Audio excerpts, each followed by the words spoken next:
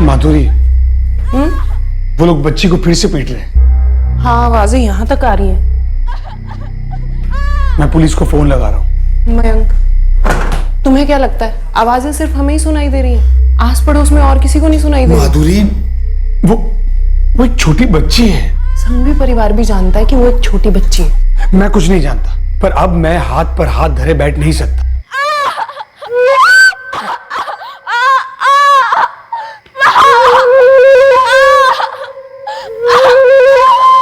और चुप नहीं रहूंगा। ठीक है, फिर पुलिस को फोन लगाओ।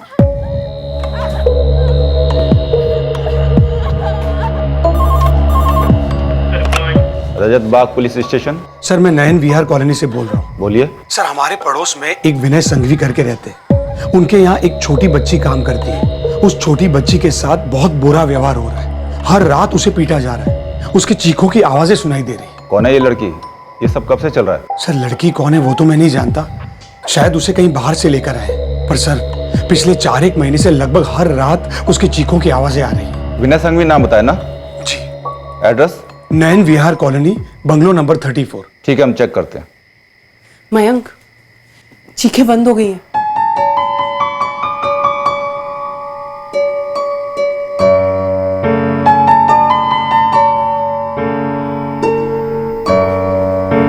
कहीं उस बच्ची को कुछ हो तो नहीं गया? रिपोर्ट करने में मैंने देरी तो नहीं कर दी? मयंक, तुम जो कर सकते थे तुमने कर दिया। नाबालिग है? नाबालिग ही होगी, काम के लिए रखा है और मारते पीटते भी हैं, तो नाबालिग ही होगी। चलते हैं, लेकिन पहले उन एनजीओ वाली मैडम को इन्फॉर्म कर देते हैं। ठीक है, तुम फोन लगाओ, मैं गाड़ी निकालता हूँ। मयंक, तुमने कॉल कर दिया ना, अब पुलिस देख लेगी अपने आप। अरे लेकिन पुलिस अभी तक आई नहीं है। मयंक, तुम सो जाओ, पुलिस आ जाएगी।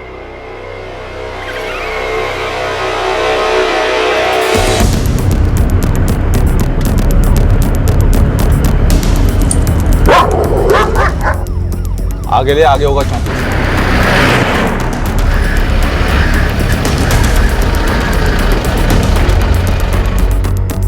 ये है बंगला नंबर 34।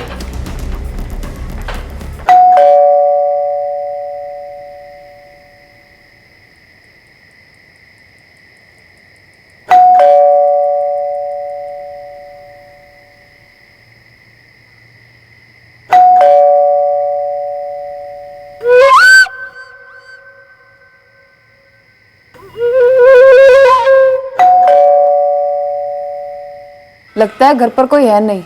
बंगलो नंबर तो सही है ना? कॉलर ने यही बंगला नंबर बताया था, 34। गाड़ी भी यहीं खड़ी है। जी, विनय संघवी। जी हाँ। जी, आपके घर में कोई लड़की काम करती है क्या? हाँ करती है, लेकिन सुबह आती है वो। नहीं, मतलब कोई बांधी हुई है काम के लिए, छोटी लड़की। नहीं तो। हमें कंप्लेन आई है, आप उसे बुरी तरह से पीटते हैं। बच्ची के चीखने की आवाजें बाहर आती हैं। क्या बकवास कर रहे हैं आप? चढ़ा बढ़ा कर तो नहीं आए ना आप लोग? पुलिस वाले हैं, तमीज से बात कीजिए। आप भी तमीज से बात कीजिए, नागरिक हैं हम।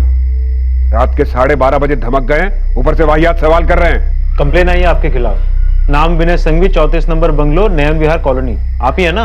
वाह, कोई भी उठकर कंप्लेंट कर देगा और आप लोग आकर सीधा घंटी बजाकर जगा दोगे।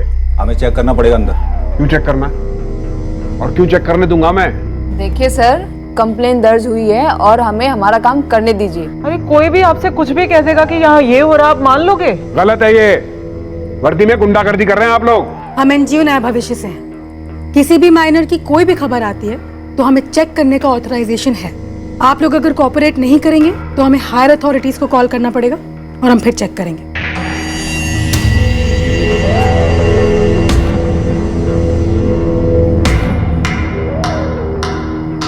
सोफे के पीछे छिपाएंगे क्या हम किसी को? जाइए, जाकर फ्रिज के अंदर भी चेक कर लीजिए।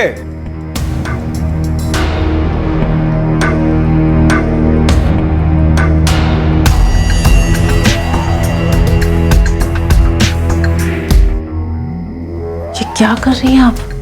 चेकिंग।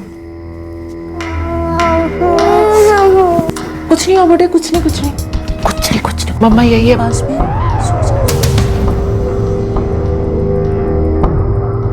आप लोग पागल हैं क्या? हम हमारे बच्चों को मारेंगे? मैडम, कंप्लेन है हमारे पास। और बच्चों के साथ बहुत कुछ होता है, माँ बाप के हाथों भी। अब बताइए, कौन है वो सरफराज जिसने हमारे खिलाफ कंप्लेंट की? Come on, tell me. Sorry sir, उसका नाम नहीं बता सकते, लेकिन इतनी रात को परेशान करने के लिए sorry. What do you mean by sorry? जिसने भी कंप्लेंट की, यहाँ आने के पहले एक बार भी चेक किया आपने कि वो मेंटली फिट है कि नहीं? उसे कोई साइकेट्रिक प्रॉब्लम तो नहीं है जो आवाजें सुनाई देती हैं उसे? चले आए मुंह उठा के। अब आप लोग जाएंगे यहां से? चलते हैं विनय जी, लेकिन तकलीफ देने के लिए फिर से सॉरी। चलो।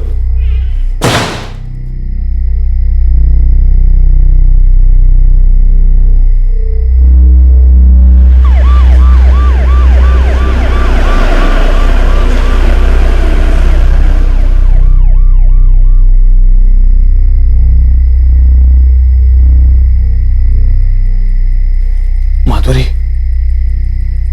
माधुरी, क्या हुआ? ले गए क्या बच्ची को छुड़वा के? बच्ची को बिना लिए ही चली गई पुलिस।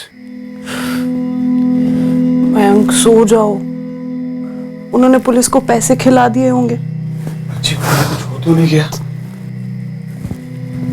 मयंक, जो लोग बच्ची को पीट सकते हैं वो पुलिस को पैसे भी खिला सकते हैं। पुलिस उनके खिलाफ कोई एक्शन नहीं लेगी। तुमने जो करना था तुमने किया, अब इससे ज्यादा तुम क्या करोगे? लोगों के मन में एक आम सोच बन गई है कि हमें खरीदा जा सकता है और हम जुर्म को नजरअंदाज कर देंगे। और ऐसी सोच क्यों है, ये पता करना कोई रॉकेट साइंस नहीं है। क्या उस घर में कोई बच्ची मुसीबत में थी और क्या उसे नजरअंदाज किया गया था? क्या उस पुलिस टीम को पैसे खिला दिए गए थे? नहीं, लेकिन उन्होंने अपनी ड्यूटी ठीक से नहीं की थी। लापरवाही हमारी फोर्स का एक आम मर्ज है जो करप्शन के चार्जेस को और मजबूत कर देती है। और यही वजह है कि लोगों का विश्वास हम पर से उठ जाता है और इसी वजह से कुछ ऐसे जुर्म हो जाते हैं या फिर होने दिए जाते हैं जिनको रोका जा सकता है।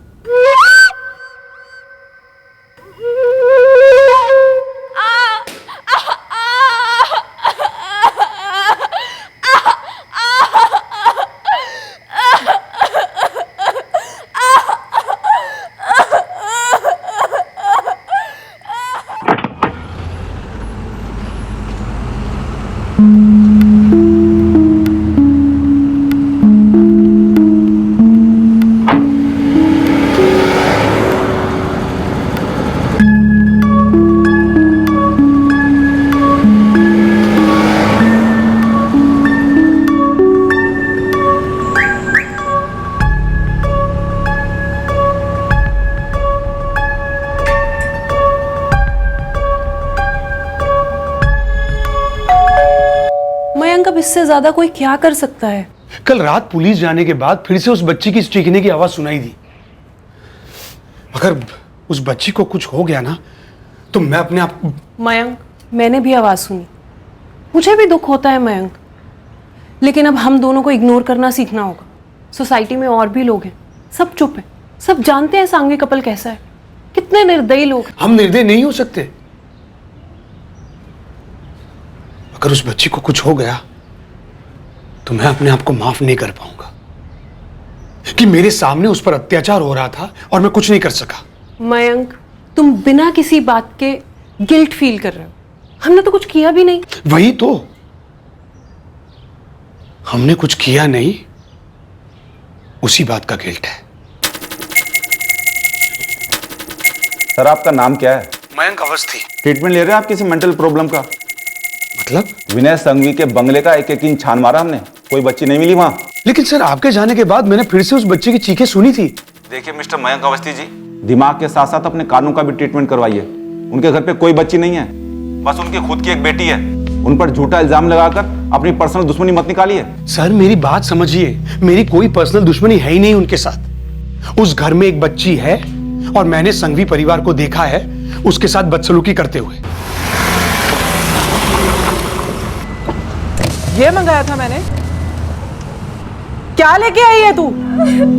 अब अगर दुकानदार ने वापस नहीं लिया तो पैसे तेरा बाप देगा क्या? बोल बोल, चल। सर, मैंने देखा है जानवरों की तरह पीटते हैं उसे। वो बच्ची नाबालिग है और मैं आम नागरिक अकेले कुछ नहीं कर सकता सर।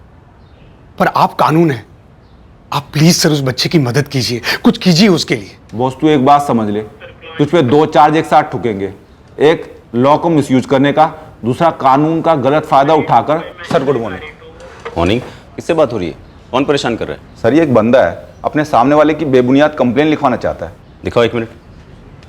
हेलो जी आप कौन? बोलिए क्या प्रॉब्लम है? मैं सीनियर इंस्पेक्टर इलाहाबाद बोल रहा हूँ। सर मैं मयंक अवस्थी, नयन विहार कॉलोनी में बंगलो नंबर 29 में रहता हूँ, और मेरे पड़ोस के बंगलो नंबर 34 में एक बच्ची है, उसे बचा लीजिए सर। सर आज तो मैं भी बाहर आऊंगा और वहां पर मौजूद रहूंगा। कल रात मुझसे गलती हो गई कि जब आपके लोग आए थे मैं बाहर नहीं आया, घर के अंदर ही बैठा रहा। अवस्थी, माजरा क्या है, डिटेल में बताओ। और कल रात को हमारे 2 वॉलंटियर्स आपकी टीम के साथ गए तो थे। अश्विन जी, हमें आज फिर से वहां पर जाना होगा और इस बार आप हमारे साथ चलिए। बोलिए कितने बजे? सर हमने पूरा घर खंगाला था। वो एनजीओ वाले अंजलि और चंदर भी आए थे साथ में। सर अंजलि ने तो संघवी की बच्ची की चेकिंग भी की थी मारवार के निशान के लिए। मैंने ये पूछा है कि कल रात को ये कंप्लेन आई थी, उसके बाद आप लोग सुबह दोबारा वहाँ गए, आसपास के दुकानदारों से पूछा, पड़ोसियों से पूछा, क्रॉस चेक करने की कोशिश की कि ऐसी कोई लड़की वहाँ काम करती है या नहीं, ये लोग उसे टॉर्चर करते हैं या नहीं? नहीं सर, उन्होंने कहा कि उनके यहाँ कोई लड़की है ही नहीं। और आपने मान लिया? सर वो डिसेंट लग रहे थे। कितने सालों से काम कर रहे हैं आप दोनों यहाँ पर? ये क्या यहाँ पर ऐसा पहला केस होगा जहाँ डिसेंट लोग अपने घरों में काम करने वालों के साथ बदसलूकी से पेश आते हैं? सर हम लोग निकल सकते हैं, अश्विन जी हमें रास्ते में ही मिलेंगे। कुछ फॉरेन कंट्रीज में अगर माँ बाप अपने बच्चों के साथ बदसलूकी करते हैं या उन पे हाथ उठाते हैं तो वहाँ की सरकारी एजेंसीज उन बच्चों को अपने साथ ले जाती है और उन्हें केयर होम में रखा जाता है। हम लोग सिर्फ फॉरेन कंट्रीज को देखते हैं, उनके बारे में बात करते हैं कि उनके सिस्टम कितने अच्छे हैं, पर हम ये क्यों मान लेते हैं कि हम में कोई अच्छाई या ब्रिलियंस नहीं है? हमें ये विश्वास क्यों नहीं है कि हम भी उतने ही अच्छे हो सकते हैं? क्या हमें अपने आप पे भरोसा नहीं है? आई थिंक हमारे लॉज उतने मजबूत नहीं है जो हमें सपोर्ट कर सके। अब ये तो वही कहानी हो गई कि पहले मुर्गी आई या अंडा, पहले कानून कमजोर हुआ या हमारा संकल्प। हम सही वक्त पर सही स्टेप उठाकर हम कई चीजों को रोककर उन्हें सीरियस होने से बचा सकते हैं। जैसे कि किसी निराशाजनक स्थिति में भी हम कोई ना कोई खिड़की तो ढूंढ ही सकते हैं जिसे खोलकर आगे का रास्ता बन सके, और इस केस में भी यही हुआ। एक नागरिक ने हमें इन्फॉर्म करके अपनी ड्यूटी निभा दी थी। अब बारी थी हमारी कि हम बिना किसी कसर के इस केस के तह तक जाकर इसकी तहकीकात करें और अपनी ड्यूटी निभाएं।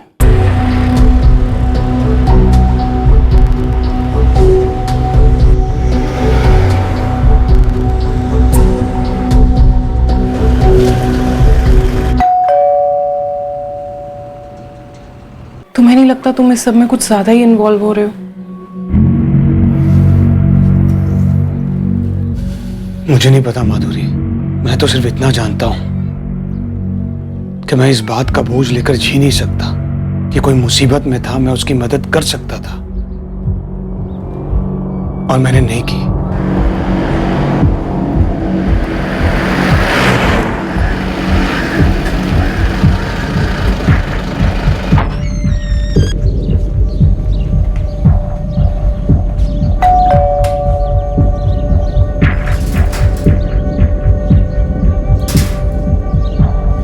सर मैं मयंक अवस्थी, बंगलो नंबर 29, मैंने कंप्लेंट की थी। ओके।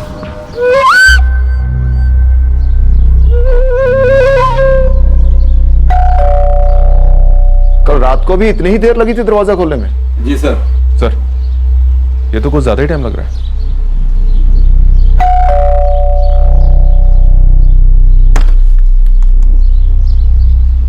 आप लोग फिर से आ गए? जी, हमें फिर से चेकिंग करनी है। अच्छा, तो इसने कंप्लेंट की है ना? देखिए मैडम, कंप्लेन आई है, हमें आपके घर की दोबारा तलाश लेनी है। Excuse me. एक मिनट, पूरा घर ही टेक ओवर कर लीजिए ना।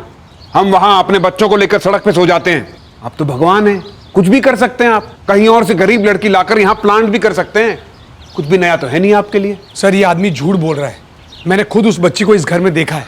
रात में तो उसे पीटते ही हैं और दिन में भी पीटते हैं, मैंने खुद देखा है, खुद सुना है। सर मैंने तुम्हें पहले भी वार्न किया था ना, दखल मत दो हमारी लाइफ में।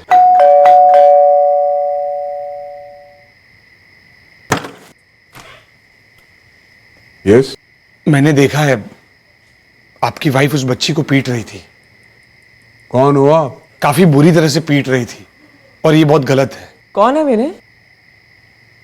जो भी हो आप, वो लड़की हमारे घर में काम करती है okay, mind your own business. Sorry, but मुझसे देखा नहीं जाता, रातों को सुना नहीं जाता, जानवरों से बदतर सलूक कर। रिश्तेदारों उसके, हमारे रिश्तेदारों नहीं ना, तो जाओ ना अपना घर संभालो जाके। क्यों दूसरों के घर में तांग झांक कर रहे हो? वो आपके घर में खाती है, आपके घर में रहती है, आप पैसे देते हो उसे।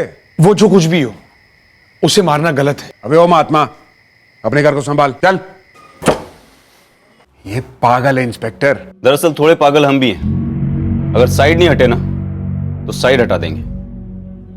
अरे आप लोग इस तरह जबरदस्ती हमारे घर में नहीं घुस सकते। अरे ये तो पुलिस की वर्दी में गुंडागर्दी कर रहे हैं ये लोग तो। अंजलि, लड़की अगर घर पे है तो उसके कपड़े और बिस्तर कहीं होना चाहिए, ठीक से चेक करो। कल रात को पूरा घर उथल पुथल हो चुका है। मिली कोई लड़की? नहीं मिली। तो आप बता दीजिए कहां ढूंढे मुझसे, कहां छुपा कर रखा उसे? आप पुलिस वाले हैं ना, गो ऑन, ढूंढिए। मेरे बच्चों का कमरा है ये। लड़की के कपड़े और बाकी चीजें कहाँ रखी जाती हैं? कौन सी लड़की? आप एक पागल की बातों का यकीन कर रहे हैं। सर एक्चुअली कल हम सब कुछ चेक कर चुके हैं, कुछ भी नहीं मिला। ये लॉट क्यों है? कीमती चीजें हैं हमारी इसके अंदर। बोली। हमारी ज्वेलरी से आपको क्या लेना देना? अगर ज्वेलरी है तो कुछ लेना देना नहीं है, खोलिए इसे। विनय, विनय, अब तो हद ही हो गई। ज्वेलरी क्लोजेट खोलने के लिए बोल रहे हैं ये लोग। इसमें हमारी पर्सनल वैल्यूएबल चीजें हैं, उसमें क्या देखना है आपको? आप अलमारी खोलिए। 2 सेकंड लगेंगे हमें तय करने में कि आपकी पर्सनल लाइफ एक्चुअली है क्या। कैश और सोने के जेवर हैं और कुछ भी नहीं है। सर मेरे पास हैंडीकैम है, हम रिकॉर्ड कर सकते हैं। हम आपकी कोई भी वैल्यूएबल को छुएंगे तक नहीं, आप टेंशन मत लीजिए। आप कौन होते हैं ये बात करने वाले? इन लोगों के साथ ही तो मिले हैं आप भी। आप ये अलमारी खुलवाएंगे ये तोड़वा दूं मैं।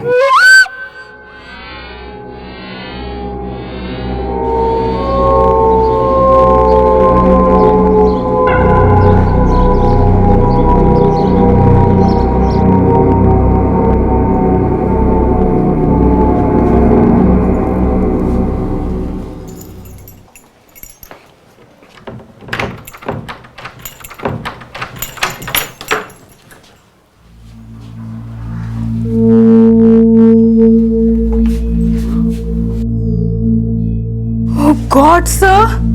नवीन, एम्बुलेंस क्विक।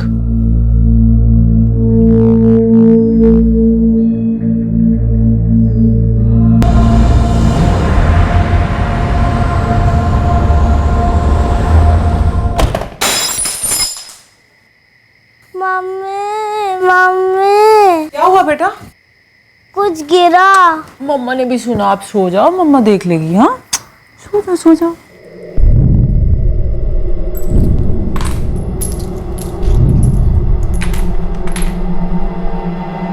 इतनी मुश्किल से श्रेया को सुलाया था, जानबूझ के शोर किया ना तूने?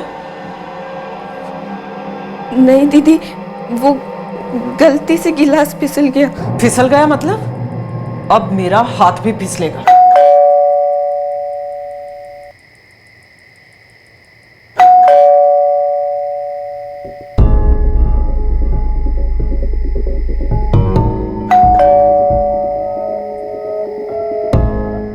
कौन है? 2 पुलिस वाले हैं, 2 कोई और हैं। ये सामने वाले ने कहीं कंप्लेंट तो नहीं कर दी? कल रात को जब चेकिंग हुई थी तो आज ही की तरह बच्ची को अलमारी में छुपाया था। बैठ मत, खड़ा रहे। तुम मेरे साथ इस तरह तू तड़ाक करके बात नहीं कर सकते इंस्पेक्टर। तुझे रत्ती भर अंदाजा नहीं कि मैं तेरे साथ क्या कर सकता हूं और क्या करने वाला हूं। चुपचाप खड़ा रहे। आपको तो पूरी बात पता ही नहीं है। आशा हमारी जिम्मेदारी है, हम गार्जियंस हैं उसके। कल हमारी टीम के आने के पहले उसे पीटा, उसके बाद कबर्ड में लॉक कर दिया, उनके जाने के बाद दोबारा पीटा। इस तरह जिम्मेदारी निभाई आपने अपनी।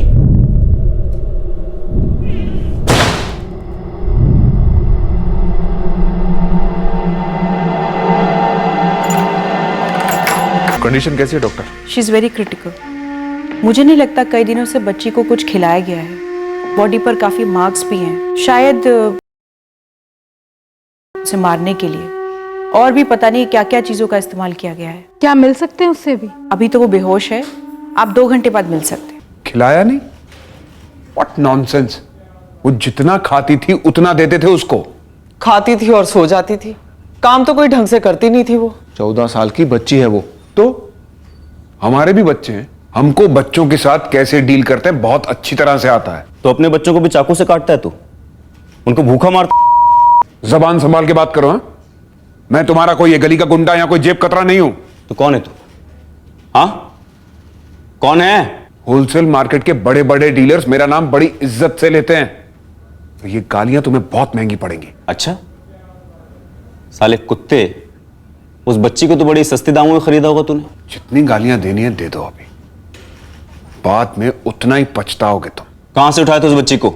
एजेंट से लिया था और अच्छे खासे पैसे दिए थे उसके लिए। नंबर दे अपने इस एजेंट का, उस साले की भी खबर लेता हूं मैं। देखिए, अब अपनी हदें पार कर रहे हैं आप। हम लोगों से ऐसे चीप और घटिया तरीके से बात नहीं कर सकते, और कम से कम इतना तो ख्याल रखिए, लेडी खड़ी है रूम में, तमीज से बात कीजिए। मैडम, यहां पर अभी ऐसा कुछ भी नहीं कहा गया जो आपकी हरकतों से ज्यादा घटिया और चीप हो। और तू नंबर दे अपने उस एजेंट का, और याद रखना, अगर वो कहीं भाग गया ना, तो मैं तुम दोनों की ये जो रेपुटेशन या जो कुछ भी है, इसकी धज्जियां आज यहीं उड़ा दूंगा। नंबर दे।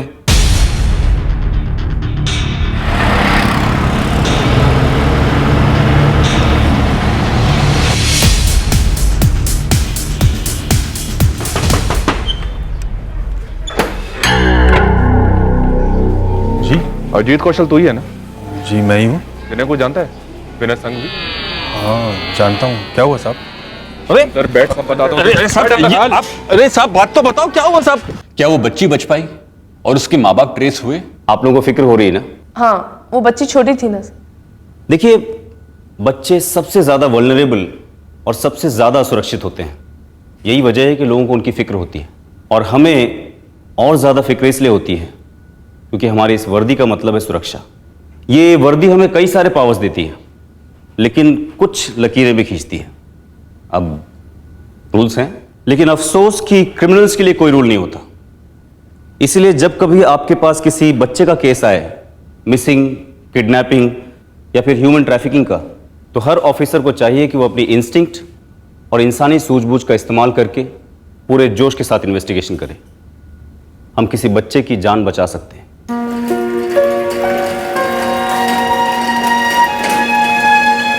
बच्ची बेहोश है पर स्टेबल है। उसके घाव हील हो रहे हैं, बट थोड़ा टाइम तो लगेगा। वैसे उसके माँ बाप ट्रेस हुए? उस एजेंट को पुलिस ने पकड़ लिया है जिसने आशा को सांघवी फैमिली को बेचा था। माँ बाप का पता उसी से लग सकता है।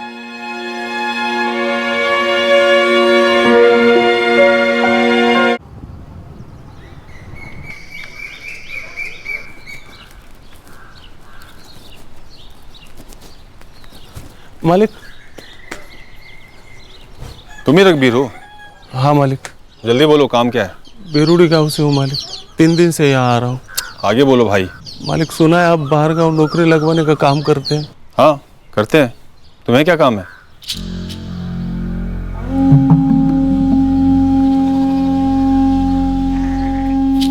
ये नानू और लालू तो बहुत छोटा है। तेरा क्या नाम है? आशा 14 साल की है मालिक। ऐसा घर का सारा काम कर सकती है? खाना, कपड़ा, झाड़ू, पोछा सब कुछ कर लेती है मालिक, और माँ के साथ मकई भी बेचने जाती है। ठीक है, 3-4 दिन में दिल्ली जा रहा हूँ काम से, इसे भी ले जाता हूँ साथ में। पैसा कितना मिलेगा महीने का? साहब रुकिए, साहब रुकिए। उन लोगों ने बच्चे को मारा तो आप क्या मुझे मारेंगे साहब? और नहीं तो क्या तेरी आरती उतारूं मैं? गांव से भोली वाली बच्चियों को बहला फुसलाकर यहाँ शहर में लाकर बेचने का धंधा करता है तू? धंधा करता है? नहीं हूँ साहब, बेचता नहीं हूँ साहब, काम दिलवाता हूँ साहब। विनय सांघवी के घर पे भी काम के लिए रखा था साहब। वो लोग बच्चे से ऐसे पेश आते तो मैं क्या करता साहब? मैंने तो बोला भी था मत मारो बेचारी को, बच्ची। अजीत, ये लड़की काम कम क्रांति ज्यादा करती है। और कल से सत्याग्रह पे बैठी है, कहती है काम नहीं करेगी, घर जाएगी। बच्ची है ना सर जी।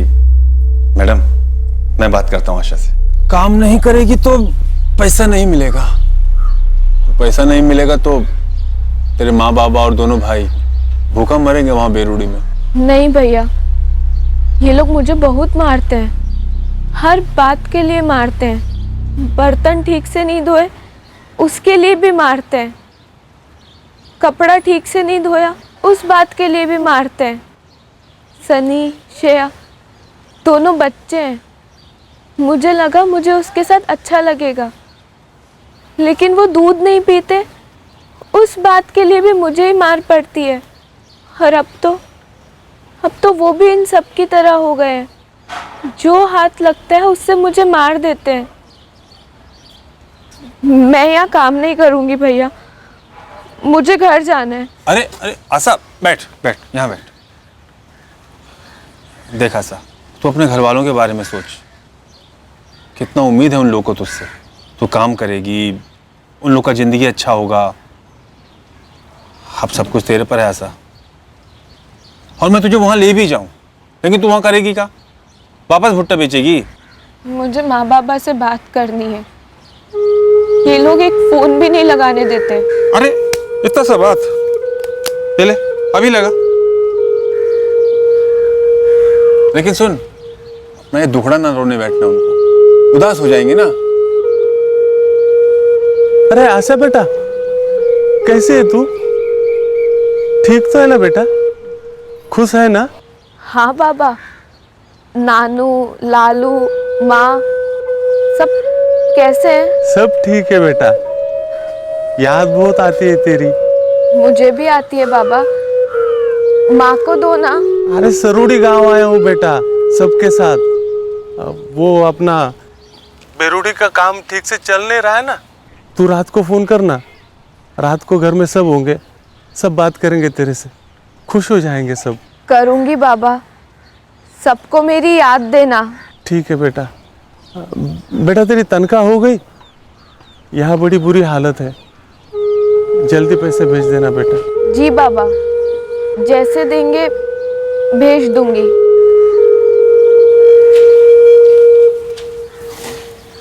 भैया, मुझे एक सबसे सस्ता फ़ोन दिलवा दो। हाँ, वो अगली बार आऊँगा तो लेता आऊँगा। और वो बाबा पूछ रहे थे तनख्वाह कब भेजूंगी। और तू उसकी चिंता मत कर, वो मैं टाइम पे पहुँचा दूंगा, वो मेरा काम है। तू ना बेटी बस अपना काम मन लगा के कर। करती हूँ ना भैया, लेकिन वो लोग मारते हैं। अब नहीं मारेंगे, मैं हूं ना, मैं बात करूंगा उनसे।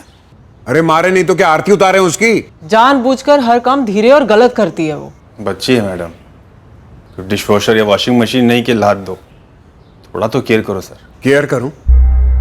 साले 60 बोल के पूरे 75,000 रुपए ऐट लिए तूने हमसे उस डिफेक्टेड माल के। पूरी लाइफ काम करने की गारंटी दी थी ना तूने उसकी। आपका ये इतना बड़ा एलईडी टीवी 75 से ज्यादा का है। वो बच्ची तो फिर भी इंसान है। आप अपने इस टीवी को भी इतनी बेरहमी से नहीं मारते सर जी, प्यार से उसकी धूल साफ करते हैं, इतना केयर करते हैं सर, तभी तो सालों साल साथ चलता है ना। ए अजीत, फालतू भाषण मत दे, समझा?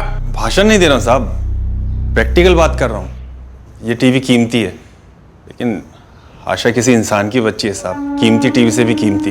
आपके अपने भी तो बच्चे हैं ना साहब, उन्हें भी प्यार करते हैं ना खूब। मारने को उठा हाथ रोकिए अपना, पेट भर खाना खिलाइए, फिर देखिए ना मैडम, बच्ची घोड़ी जैसा काम करेगी। तुम तो ऐसे बात कर रहे हो जैसे हम कोई जल्लाद हैं। नहीं नहीं मैडम, आप लोग तो देवता हो, बस थोड़ा सा ख्याल रखिए उसका। बच्ची मन लगाकर खुशी खुशी काम करेगी। समझाया था साहब, बहुत अच्छे से समझाया था साहब, लेकिन ये बड़े लोग समझते ही नहीं है साहब। कितना भी कोई समझाए इन लोगों को, फिर से बुरी तरह पिटाई शुरू कर दी बच्ची की। साहब ये पढ़े लिखे कहां से हो गए साहब?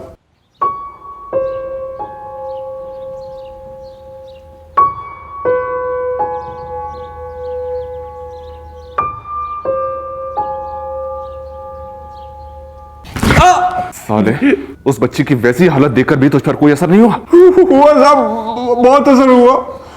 उसकी चोट देखकर दिल पे लग गई मेरे। अबे महंगी महंगी चीजें कैसे संभालनी है, तमीज ही नहीं है उसे। 5,000 का डिनर सेट तोड़ दिया मेरा। सर आपके बच्चे तोड़ देते, उनके साथ भी यही सलूक करते आप। ज्यादा बोल रहा है तू, हमारे बच्चों पे मत जा। ठीक है साहब, अब मैं नहीं बोलूंगा। देखो साहब, मैडम, बच्चे को मैंने आपके हवाले कर दिया, बाकी आप देख लो।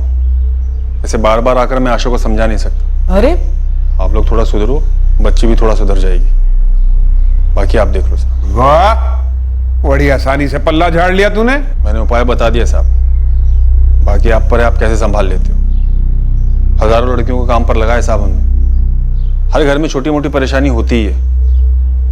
अब हर किसी को लाइफ टाइम सर्विस तो नहीं दे सकता ना साहब मैं। चलता हूँ साहब। नमस्ते मैडम। ऐसे चोट लगी दिल पे तेरे, ऐसे चोट लगी तेरे। साले किस चीज का दिल बना है तेरा? उस बच्ची को उसके गांव वापस छोड़ देता या फिर यहां हमारे पास लेकर आ जाता, लेकिन नहीं, पैसा इंसानियत से बड़ा होता है ना, और वो भी दलाली का पैसा। साले लड़कियों की कमाई पर पलने वाले तूने एक ढीला नहीं दिया होगा उसे, सबका सब हजम कर गया होगा यहीं पर।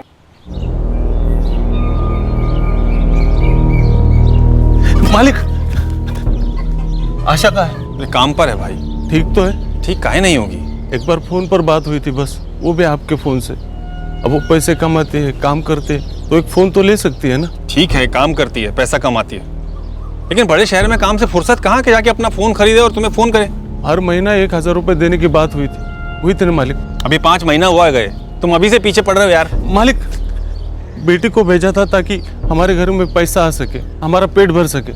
अब 5 महीने हो गए, कुछ पैसे नहीं मिल रहे, तो फिर फायदा क्या भेजकर? शहर में ऐसा होता नहीं है, कॉन्ट्रैक्ट होता है कम से कम 6 महीने का, वो पूरा होता है तब पैसा हाथ में आता है, वो भी पहला पैसा, समझे? ये लो, तब तक ये रख लो, बाकी बाद में। मालिक, ये पैसे ले लीजिए और मेरे बेटे को ले आइए। हम हमारा घर में जो है वो देख लेंगे, आप लेकर आइए उसे। अबे ओ, कुरियर सर्विस समझ रखा है मुझे। एक तो वक्त पे मदद करो, ऊपर से इनका तेवर भी झेलो। ठीक है, अगली बार दिल्ली जाऊंगा काम से तो ले आऊंगा, तब तक ले दिमाग मत खाओ, रखो इसे। तो तू उसे उसके माँ बाप के पास लेकर ही नहीं गया? नहीं लेकर गया साहब। उनकी कमाई से पेट भरता है तू, साले दल्ले। हाँ साहब, हूं मैं दल्ला, और कोई गाली है तो वो भी दे दो साहब। पेट भरता हूं मैं उनकी कमाई से, लेकिन रहता कहाँ हूं? ताजमहल में नहीं साहब, झुग्गी में ही रहता हूं मैं। नहीं ले गया उस लड़की को उसके घर, छोड़ दिया उसके हाल पर। साले, एक तो इतनी नीच हरकत, ऊपर से जबान इतनी लंबी, जबान लंबी। साहब मारो ना, मारो मारो मारो मारो मारो साहब, मारो। मेरे को पकड़ लिया तो सब सोल्व कर दिया ना आपने, और मेरे को मारो तो सबकी भड़ास भी खत्म।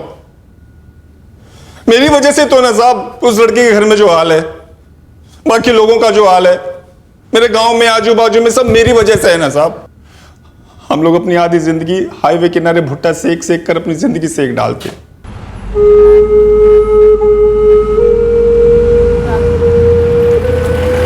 भैया, गरम सिका मकाई ले लो ना, अभी सेका है, ले लो ना।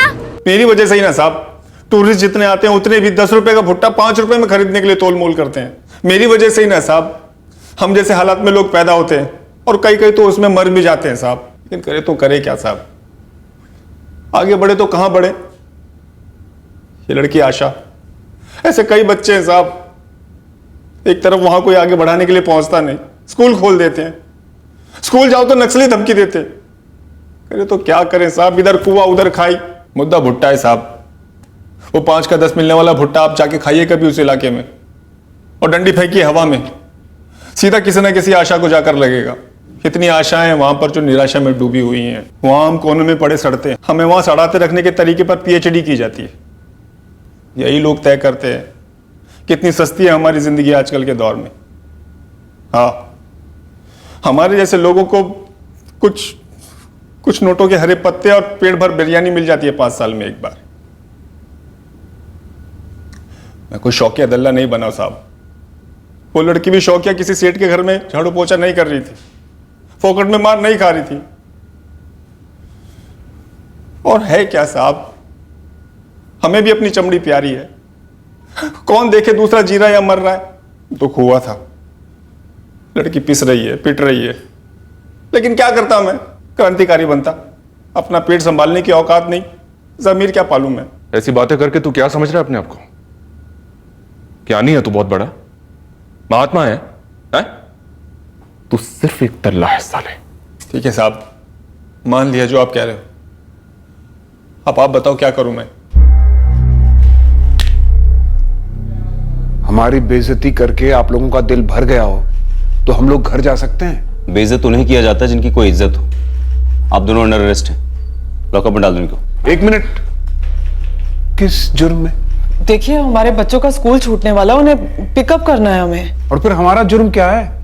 जिस काम के लिए उस लड़की को घर में लेकर आए थे वो काम ही नहीं कर रही थी। वो किसी काम की नहीं थी, फिर भी उसे खाने के लिए दिया, सोने के लिए जगह दी।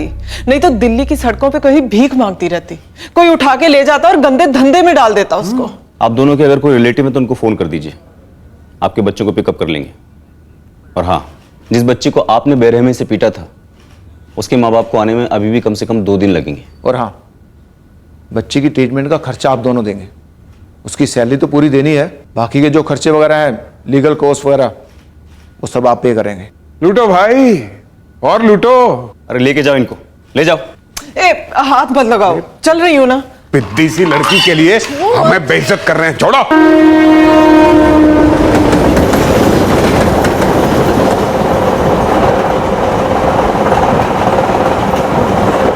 आशा, तुम्हारे माँ बाबा रास्ते में है, उनसे बात हो गई हमारी। मुझे उनके साथ वापस घर जाना है। हाँ बेटा, तुम घर जाओगी, पर उससे पहले तुम्हारा यहाँ ठीक से इलाज होगा, उसके बाद वो तुम्हें घर ले जाएंगे। जल्दी।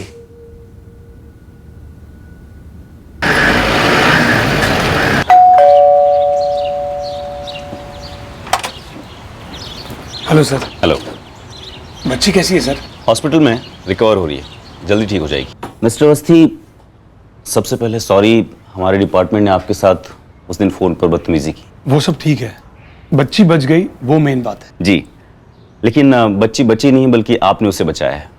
हम लोगों ने सिर्फ आपका साथ दिया था। दरअसल जो काम हमें उसी रात कर देना चाहिए था जब आपने पहली बार कंप्लेन की थी, वो करने में हमने थोड़ी देर कर दी। और थैंक यू सो मच, आपने जिद नहीं छोड़ी और मामले के पीछे पड़े रहे। वैसे बच्ची है कहाँ की? जी, झारखंड के एक दूर दराज गाँव की है। उसके माँ बाप उसको लेने आते होंगे। अच्छा, तो वो अपने माँ बाप के साथ वापस चली जाएगी? जी। मैंने कभी नहीं सोचा कि ऐसा होगा। हम लोग कभी कभी अपनी खुदगर्जी में कितना डूब जाते हैं कि दुनिया का कोई गम अपने गम से कम ही लगता है। हमारे लिए वो कोई मायने ही नहीं रखता। चलो ऑफिस चलता हूँ, लेट हो रहा हूँ।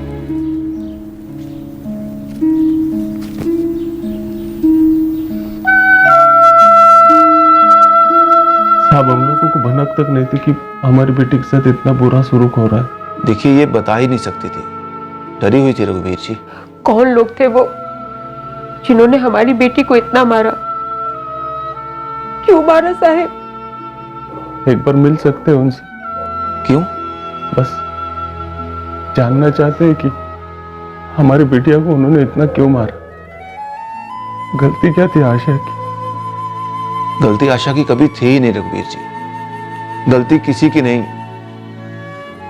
पूरे समाज की है। जहां इज्जत और गरिमा पैसों की होती है, इंसान की नहीं।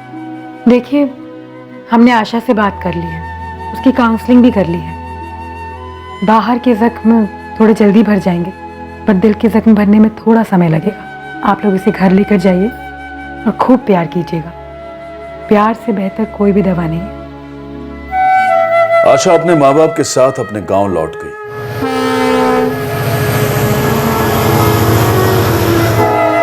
बदनसीबी कौन सी ज्यादा थी, गरीबी का दलदल जिसमें आशा पैदा हुई थी, या हैवानियत का जलजला जिसमें उसे धकेला गया था? हम सभी की तरह वो भी अपनी जीविका कमाते हैं एक बेहतर कल के लिए। ये किसी के गुलाम नहीं बल्कि कर्मचारी हैं, जिनकी तादाद लाखों में है, जिन्हें वो सारे अधिकार और सहूलियतें उपलब्ध होनी चाहिए जो अन्य कामगारों को मिलती हैं। इनसे बेरहमी से पेश आकर इंसानियत की तौहीन कभी ना करें, और ना ही कभी ये वहशी बर्ताव अपने बच्चों में आने दें, जहां वो अपने घर में काम करने वालों के प्रति बदतमीजी और क्रूरता से पेश आए। अपने आप को इस कदर नीचा कभी ना दिखाएं। हमें अलर्ट रहना चाहिए और बारीकी से शिकायतों को सुनना चाहिए, ताकि जुल्म को होने या बढ़ने से रोका जा सके। पब्लिक को दिलासा देना भी जरूरी है कि क्राइम की बेझिझक रिपोर्टिंग कर सके। उन्हें कभी भी डाउट नहीं होना चाहिए कि पुलिस एक्शन नहीं लेगी, या फिर आधा अधूरा एक्शन लेगी, या फिर घूस ले लेगी। एग्जैक्टली।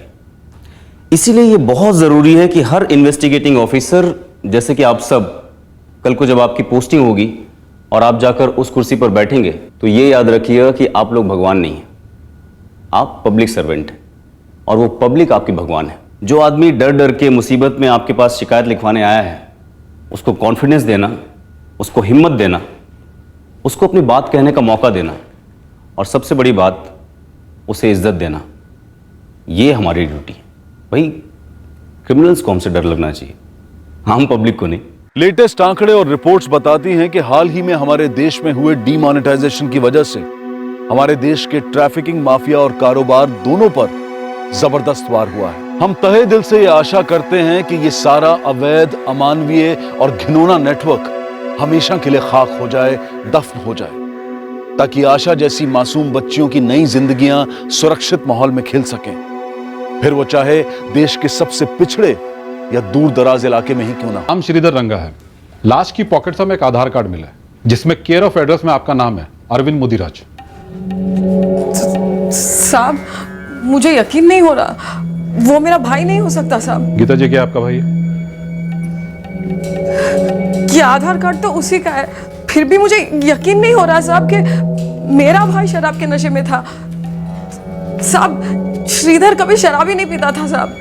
सर वो तो हरिपट्टम के मंदिर जा रहा था दर्शन के लिए, अब कोई शराब पीकर मंदिर जाता है क्या? अरविंद जी, ये आदमी शराब पिए हुए थे और शायद इसी वजह से वो ट्रेन से गिर गया। बॉडी हमारे पास है, आप लोग आकर शिनाख्त कर लीजिए। एक जुर्म हुआ है या होने वाला है, ये जानने के लिए उसके सोर्सेज डेवलप करना बहुत इंपॉर्टेंट होता है। हमारी भाषा में उसे इंटेलिजेंस कहते हैं। पुलिस वालों के आंख और कान खबरी, वैसे कोई भी आम नागरिक भी देख सकता है, सुन सकता है, रिपोर्ट कर सकता है, पर खबरी, इन्फॉर्मर्स, एक तरीके से कहे तो बी टीम है हमारी। ये बिना रोक टोक के ऐसी जगह पर जाते हैं जहां मुजरिमों का दबदबा होता है, जुर्मों की प्लानिंग होती है, और कभी कभी तो इत्तेफाक से कहीं सुनी बातें इस बात का अंदेशा देती है कि कहीं कोई जुर्म होने की संभावना है।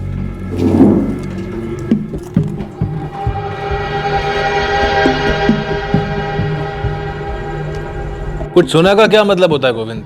जो भी है डिटेल में बता। डिटेल ही तो नहीं है ना मालिक, बस ऊपर ऊपर से सुना है यहाँ परशुराम के ठेके पर लगता है 2 बंदे कोई कांड प्लान कर रहे हैं। बोला ना पक्का, आसपास की सारी गलियां छान मारी, कहीं कोई सीसीटीवी कैमरा नहीं है। दुकान के बाहर या अंदर कोई छिपाया हुआ सीसीटीवी तो नहीं? यार 2 बार नजर घुमा कर देख ली सब तरफ, कहीं कोई कैमरा वैमरा नहीं है। वो जेसी वाला ठीक नहीं है क्या? बड़ा दुकान है, कुछ तो हाथ लगेगा। वो तो ठंडा पड़ गया, माल ही नहीं है उसके पास। 9 तारीख तक सारा का सारा माल सपाचट किया, माल ठीक रहेगा हम लोगों के लिए। छोटा खिलाड़ी है लेकिन मैं गारंटी दे रहा हूँ उसकी दुकान में 2-3 लाख का माल पक्का मिलेगा। चल ठीक है, एक एक हुआ और मारते हैं, चलकर हाथ मारते हैं केएम पर। जैसी मतलब जैसी ज्वेलर्स हो सकता है मालिक, मुझे इसलिए लग रहा है क्योंकि नोटबंदी के टाइम पे काफ़ी सोना बिक गया उसका। केएम मतलब केएम ज्वेलर्स हो सकता है, अपनी सब्जी मंडी की जो छोटी सी दुकान है। ये मेन मार्केट वाली सब्जी मंडी? हाँ मालिक, लगता है अभी थोड़ी देर में लूटने का प्लान हो सकता है इन दोनों का। आज रात की बात कर रहे थे। अच्छा, किसी बड़े गैंग के लोग हैं या ऐसे ही? अपने एरिया के गैंग के तो लगते नहीं है, मैं भी इन्हें पहली बार देख रहा हूँ। आप एक रेड मार ही दो साहब जी, क्या पता कोई नया गैंग हो या किसी दूसरे एरिया के वांटेड हो। सर ये कोई बड़े गिरोह के छोटे प्यादे हो सकते हैं। गोविंद को उनके नाम तो नहीं पता पर चेहरे पहचानता है। हम भी मिलते हैं दोनों से फेस टू फेस।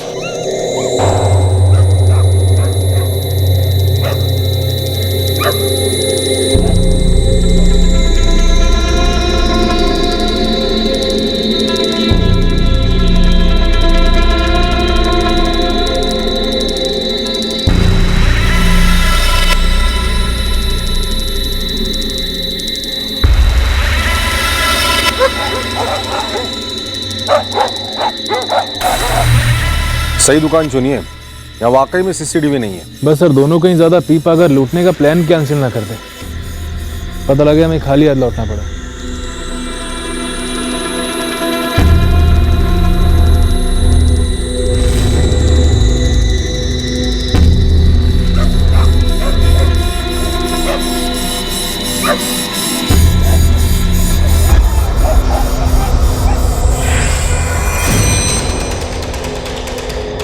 दो बंदे आ रहे हैं। नोटेड। अर्जुन, वेंकट, पोजीशन से। Yes sir.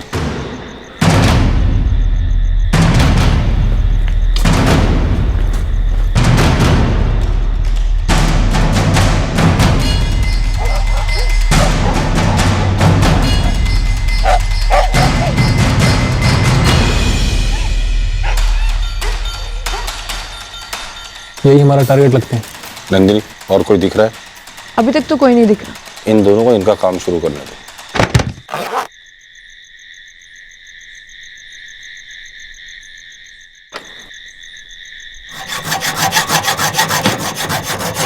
उधार।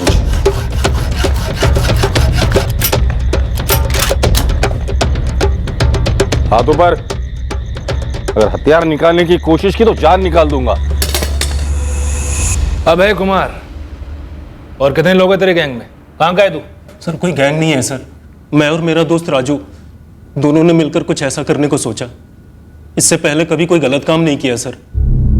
कल नशे में करने निकले और आप लोगों ने पकड़ लिया। हमारी कोई गैंग वैंग नहीं है, हम तो मजदूर हैं। मासूम बच्चे हो तुम दोनों जो आम के पेड़ से कैरी तोड़ने निकले थे। हमसे गलती हो गई मैडम। गुनाह करते पकड़े गए तुम दोनों।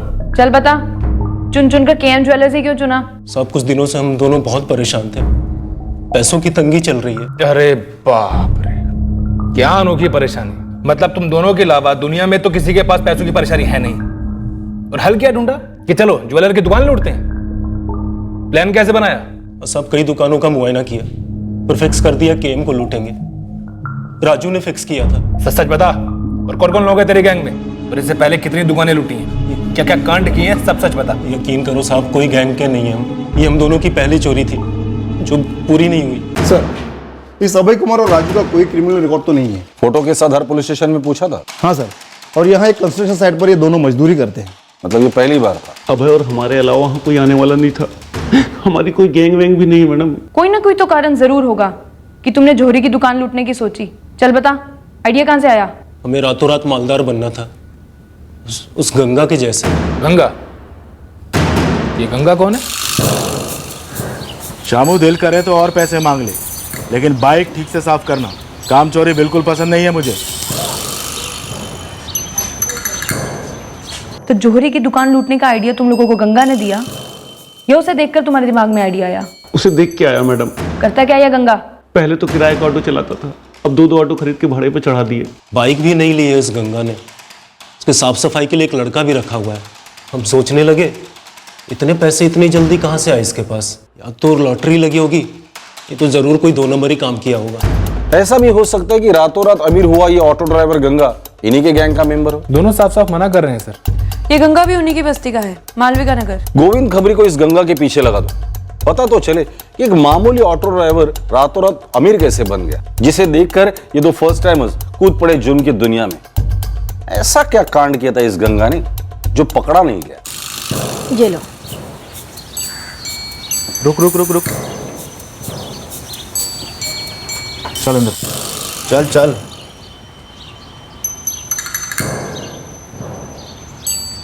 किससे पूछ के खरीदे? अरे तुमने ही तो कहा था पुराने नोट हैं, खर्च करने हैं जैसे भी।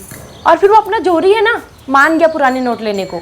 ये आखिरी बार है, इसके बाद तो उन पैसों को छुएगी नहीं। पूरी दुनिया में ढिंढोरा पीटने की जरूरत नहीं है कितना पैसा हमारे पास। पर पुराने नोट वो मैं देख लूंगा। उतार रखने। रहने दो ना। उतार। नमस्कार अन्ना। अन्ना, बैंक खुलने का टाइम हो गया है, बड़ी लंबी लाइन लगी है। ये लो धनुष, तेरा। अभिजीत तेरा। जाओ बैंक जाओ, बदल के ले आओ जल्दी से। अन्ना, मेरे 2 रिश्तेदार हैं, वो भी पैसा बदली करने को तैयार हैं, सिर्फ 50 रुपया लेंगे। जा रहे धनुष, मेरे पास 25-25 रुपए में लोग करने को मर रहे हैं। मुझे नहीं पता, 50 बोलकर 20 तो तेरे रिश्तेदार को देगा और 30 तो अपनी जेब में डालेगा। चल जा, पहले बदल के लेके आ जा, चल।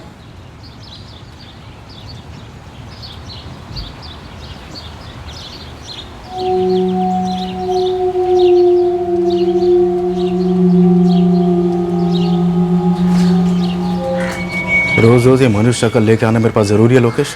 गंगा गंगा गंगा, इतने कठोर मत बनो, मुझे भी नोट दो, मैं ही बदलूंगा। साले लोकेश, मैं क्या अभी पैदा हुआ हूँ? भड़ास निकाल रहे हैं मुझ पर। तुझे मैं नोट दूँ और तू नोट बदल कर लौटाने के बजाय वहीं से हवा हो जाए। वाह गंगा वाह, इतना भरोसा आपको मेरे ऊपर। अगर मैं आपके पैसे लेकर भाग सकता हूँ तो क्या आपके बारे में दुनिया में बवाल नहीं कर सकता हूँ? बेवड़े, धमकी दे रहा है तू मुझे? चोच डुबाने के लिए पैसे नहीं है मेरे पास। मेरी हालत तो देखो। तो सुधार अपनी हालत। दारू वारू बंद करो, कुछ काम वाम पकड़ ले। जो जो तेरे हिस्से का था सबका सब तू पी गया, अब मेरा खून पीने चला आता नला है। भागा से, चारा मत दिखाना मुझे अपना कभी। चल फुट। इस दुनिया में किसी का भरोसा नहीं, सबके सब खुदगर्ज स्वार्थी साले से। गंगा, तूने ठीक नहीं किया मेरे साथ। जैसी करनी वैसी भरनी, याद रखना। इस गंगा के घर में तो अचानक लक्ष्मी बहने लगी है साहब। हमारे इलाके में या पास के थानों में तो कोई हिस्ट्री नहीं है इस गंगा की। कोई बाहर का पंटर है क्या? मैंने हर जगह खंगाला, क्राइम रिकॉर्ड तो नहीं है, लेकिन जिस तरह से नोट बदल रहा है लगता है काला पैसा मजबूत है गंगा के पास। माजरा क्या है? अभी तक कुछ पता नहीं चला, लेकिन एक शराबी है, लोकेश शक्ति नाम है। पहले वो भी ऑटो चलाया करता था, अब जब नशे में नहीं होता है तो मैकेनिक का काम करता है।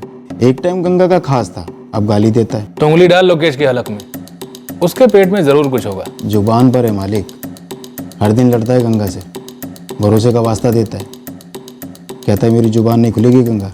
तो जबान की थोड़ी ऑयलिंग करवा दे। वैसे राकेश अन्ना के अड्डे पे तो रोज पड़ा रहता है। तो जा बैठ उसके साथ। वो मेरे लिए थोड़ा मुश्किल होगा साहब, उधर लोग पहचानते हैं मुझे। मालविका नगर की एक लेडी खबरी है मेरी, बोल रही थी कि गंगा की पत्नी ने काफी कीमती जेवर खरीदे।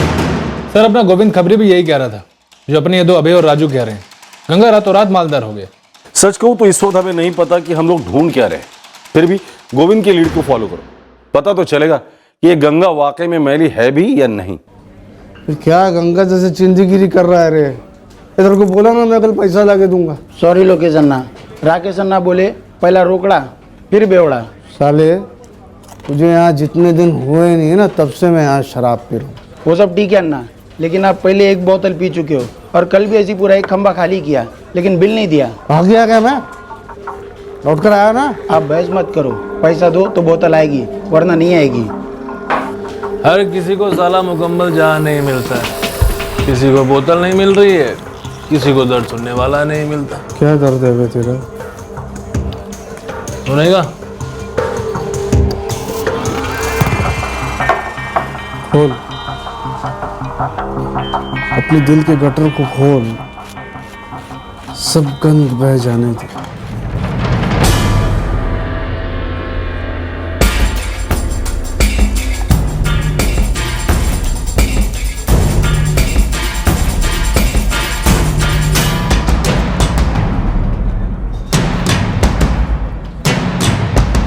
साला कड़की नहीं तो जान ले ली है मेरी। पैसा होने के बाद भी कंगरा। पुराने नोट बदलना ऐसे हो गया है जैसे कोई पहाड़ चढ़ना हो। पता है 4000 के बदले अब बस 2000 के पुराने नोट बदल सकते हैं। पुराना तो पुराना सही, लेकिन तेरे पास 2-4 हजार रुपए तो है बदलवाने के लिए। इधर तो ना नया ना पुराना, साला एक पैसा नहीं है जेब में। बहुत चीटिंग हुआ मेरे साथ। लोकेश पूरी दुनिया चीटर है। जहाँ मजबूर आदमी दिखा सारे चीटर टूट पड़ते। तू भी तो कुछ बता रहा था ना, क्या किसी ने तेरे पैसे नहीं दिए, क्या नाम ले रहा था वो? गंगा ने ना बहुत गंदा गेम खेला मेरे साथ। क्यों खेला? क्योंकि तू मजबूर था इसीलिए। अरे नहीं यार, मैं मजबूर नहीं था।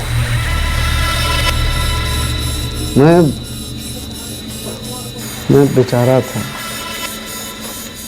मेरे भोलेपन का, मेरी अच्छाई का बहुत फायदा उठाया गंगा ने। कीड़े पड़े साले को। अरे बहुत बड़ा हाथ मारा था हम लोगों ने। सारा का सारा आइडिया मेरा था। और मालूम है माल मिलने के बाद वो क्या बोला गंगा मेरे को? क्या बोला? लोकेश क्या क्या तूने? तू तो बारवा खिलाड़ी था, तू तो गाड़ी का स्टेपनी था। ऐसा बोला? ऐसे ही क्या है गंगा? ये तेरा हिस्सा पूरा 10,000। लेकिन बात तो हुई थी कि लाखों मिलेगा। अबे जो एक्चुअल रिस्क उठाया, शेर के मुंह में हाथ डाला, उसी को लाखों मिलेगा ना। तूने क्या किया? साइड से थोड़ी हवा दी। तेरी भाषा में बोलूँ ना तो गाड़ी का स्ट्रैप नहीं था, बारवा खिलाड़ी। पूरा आइडिया मेरा था गंगा, अगर मैं सोचता नहीं तो ये काम होता ही नहीं। दिमाग का दही बड़ा मत कर, जितना दे रहा हूँ खुशी से ले ले, वरना ये भी ना मिलेगा। तो लाखों रुपए की बात करके उसने बस 10,000 के चिल्लर फेंके तुझ पे, जैसे कि तू कोई भिखारी हूँ। लेकिन मैं गंगा से बहुत लड़ा, लेकिन साला मानने को तैयार ही नहीं था कि पूरा का पूरा आइडिया मेरा था। नहीं तो उनका काम मक्खन के जैसे कैसे हुआ? मेरी वजह से। दुनिया बड़ी हरामी होती है लोकेश भाई, समझती नहीं है। अब पेन तो बस ये आइडिया ही होता है। वैसे क्या था आइडिया? अरे बोलना क्या आइडिया था तेरा? तुझे क्या लगता है मैं तेरा आइडिया चुरा लूंगा? अरे बिना जान पहचान के कितनी दारू पिलाई मैंने तुझे, तो तू अब मुझे आइडिया नहीं बताएगा?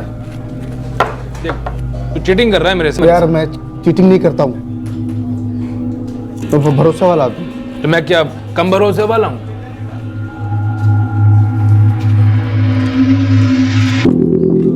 ट्रेन होती है ना, ट्रेन, चुक चुक गाड़ी वाली ट्रेन ना, ट्रेन जो पूरी दुनिया को यहाँ से वहाँ लेकर जाती है और कभी कभी ज़रूरत पड़े तो दुनिया से उठाकर भी ले जाती है। क्या क्या मतलब?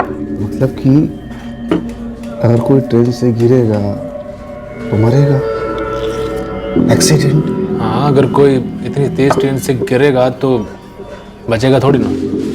इसमें आइडिया क्या था? यही तो आइडिया था, ट्रेन से गिरेगा तो मरेगा। तो इसमें आइडिया क्या है? सेम टू सेम रवि ने और गंगा ने भी यही बोला था। तो आइडिया क्या है इसमें? गाड़ी के नीचे कुछ लेंगे, ब्रिज से गिरा कर डुबोएंगे या मार कर कहीं जंगल में अगर जला देंगे तब भी कभी ना कभी पुलिस हम तक पहुंच ही जाएगी। कोई और तरीका अपनाएंगे तभी पुलिस पहुंचेगी ना रवि। खेल इसमें है कि किसी भी एंगल से ना लगे कि मर्डर हुआ था। देखो, जो भी करेंगे एक टाइम ही मौका मिलेगा, चांस पे कुछ भी नहीं छोड़ सकते। और अगर सब कुछ सही रहना तो लॉटरी, बहुत बड़ी लॉटरी लगेगी। कुछ और सोचते हैं, तुम लोग भी सोचो कुछ। मेरे पास एक आइडिया है। तेरे पास भी आइडिया है? हाँ, बोल। ट्रेन। ट्रेन? ट्रेन मेरा आइडिया है, ट्रेन। अबे ट्रेन ट्रेन होती है, इसमें आइडिया क्या है? ट्रेन से गिरा देते हैं। अबे ढक्कन, ट्रेन से गिरा देंगे तो क्या सिर्फ एक्सीडेंट माना जाएगा? पुलिस तहकीकात तो करेगी ना। पुलिस एक्सीडेंट की तहकीकात करेगी, मर्डर की तहकीकात क्यों करेगी? जैसे ट्रेन ट्रेन होती है वैसे एक्सीडेंट एक्सीडेंट होता है। और ऐसा तो अक्सर होता है कि लोग ट्रेन से गिर जाते हैं तो पुलिस एक्सीडेंट समझकर फाइल बंद कर देती है।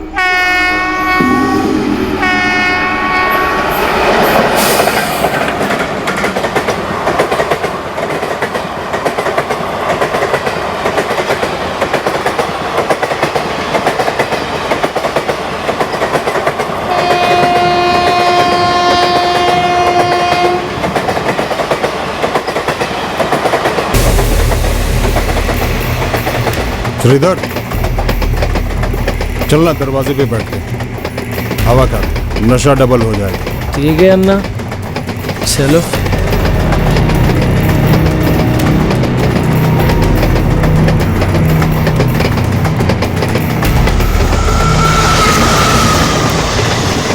श्रीधर, मजा आ रहा है ना?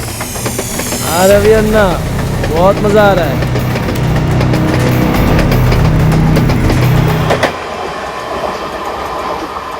और मैंने कभी मुंह नहीं खोला आज के पहले। और उन्होंने मेरा हिस्सा देने के बजाय क्या किया? 10,000 रुपए की भीख थी, भीख। तुझे तो यार लाखों मिलने चाहिए थे इसके लिए। लेकिन जैसी करनी वैसी भरनी। लाखों रुपए मिले थे इनको कैश में, फिर अचानक नोटबंदी आ गई। अब इन सालों की बैंड बज गई।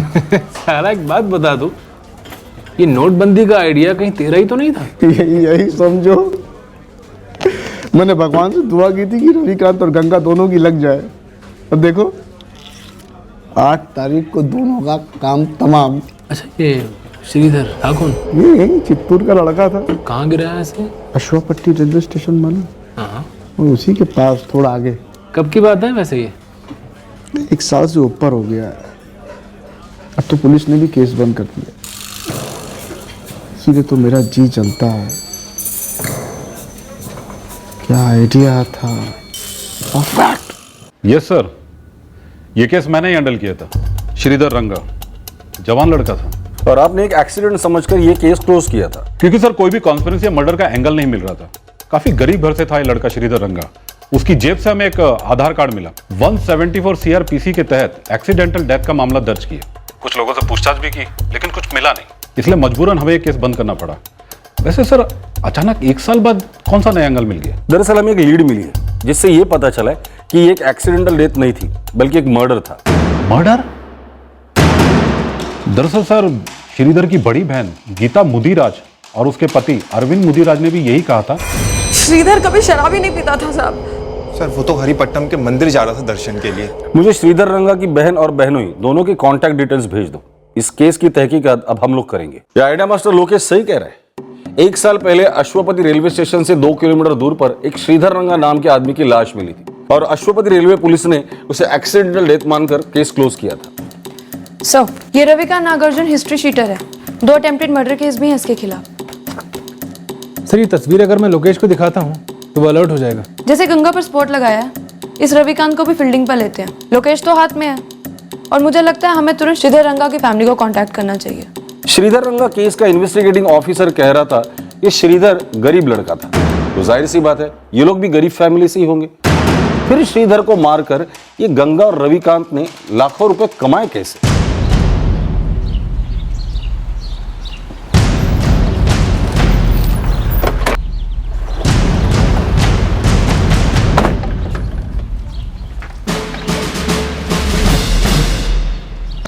अरविंद मुदिराज मिस्त्री का काम करता था, जानते हो?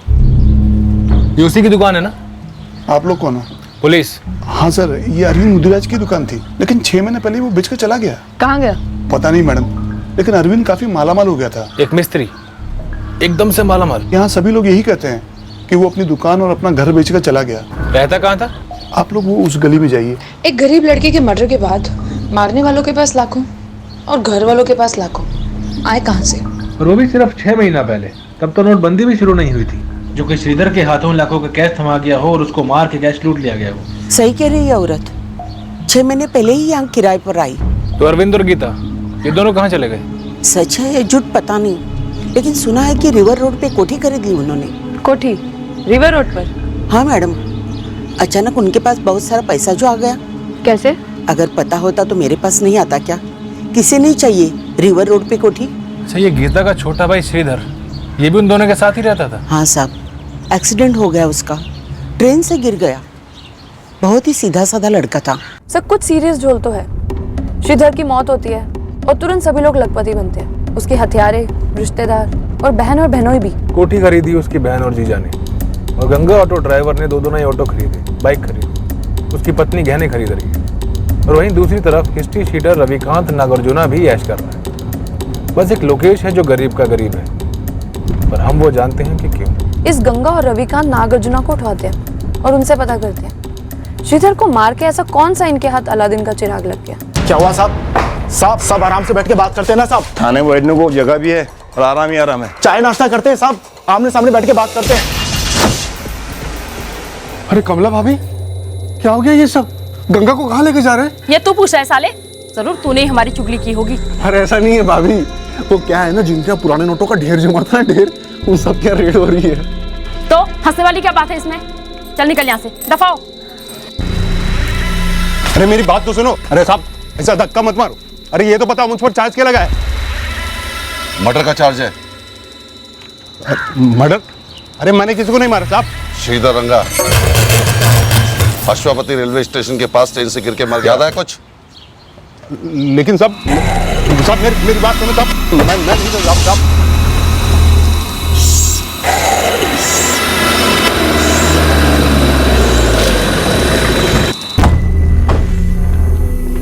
जी अरविंद मुदिराज।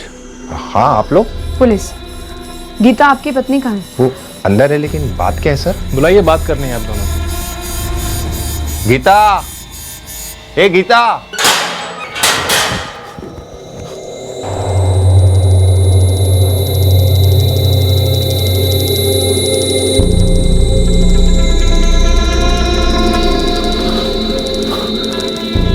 ये क्या हो गया बे? क्या तुझे बोला नहीं? साले श्रीधर के केस में अंदर किया। इन्हें कैसे पता चला? वो भी 1 साल बाद? पता नहीं, बोल रहे थे मर्डर केस है। पर कैसे?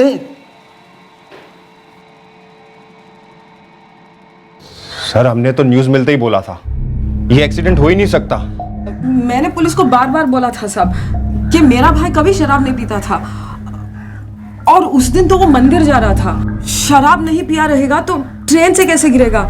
बात कुछ और ही थी साहब, हमने बोला था। बात कुछ और थी जरूर, पर आप लोगों ने उस बात का पता लगाने पर खास जोर नहीं दिया। ऐसा क्यों? थोड़ा अजीब नहीं लगता? क्या बोल रही है मैडम आप उस वाले पुलिस ऑफिसर से पूछिए ना सर। पहले आप बताइए ना मैडम, क्या हुआ था मेरे भाई के साथ? किसने मार डाला मेरे श्रीधर को? आप लोगों को क्या पता चला है? काफी कुछ पता चला है और काफी कुछ पता चलना भी बाकी है। जैसे कि एक बात पता चली कि श्रीधर को मारने वाले रातों रात लखपति बन गए, जैसे आप लोग बन गए श्रीधर के मर्डर के बाद। कहाँ ये बड़ी कोठी और कहाँ वो चौल का छोटा सा घर। अरविंद, तुम्हारे तो खुद की बाकायदा फर्नीचर की दुकान है। 6 महीने में इतनी तरक्की कैसे? हम लोग पहले से ही पैसे बचा रहे थे मैडम, और सब सही जगह इन्वेस्ट किए थे बस। मर्डर में कितना इन्वेस्ट किया था अरविंद? क्या कह रहे हैं सर ये आप? यही कि तुम्हारे साले श्रीधर रंगा के मर्डर पे तुमने कितना इन्वेस्ट किया था, जिसके चलते बताओ रिटर्न्स मरवाने वाले और मारने वाले लखपति बन गए, शायद करोड़पति बन गए। ऊपर से लेके नीचे तक ये केस एक क्लासिक केस था इन्वेस्टिगेशन में लापरवाही का। ये मर्डर कभी डिटेक्ट ही नहीं होता, श्रीधर के मुजरिम कभी पकड़े ही नहीं जाते, क्योंकि प्राइमरी लेवल पर इन्वेस्टिगेशन इतनी कमजोर थी, निकम्मी थी, कि इस केस के रूट तक जाने की कोशिश भी नहीं की गई थी। सभी ने इस मर्डर से इतने सारे पैसे कमाए। सर श्रीधर तो गरीब था, एक गरीब लड़के के मर्डर से लाखों रुपए कहां से मिले? ये केस एक गरीब लड़के के मर्डर वाला केस था ही नहीं। दरअसल इस केस में एक बीमार आदमी की घटती जिंदगी को बड़ी बेदर्दी से निशाना बनाया गया था। क्या मतलब रवि? समझा नहीं मैं। यार तेरा ये जो साला है ना, काम कम कर पाता है, बहुत स्लो है। यार इसकी हालत खराब है। श्रीधर गीता के मामा का लड़का है। इसके माँ बाप के जाने के बाद गीता ही इसकी माँ बनी और गीता ही इसकी बाप। फिर गीता के माँ बाप भी जल्दी गुजर गए। जब हमारी शादी हुई तो फिर गीता इसे अपने साथ ही ले आई। दोनों बहुत प्यार करते हैं हम इससे। लड़का बहुत अच्छा है यार, दुख होता है। क्या हुआ इसको? HIV पॉजिटिव है।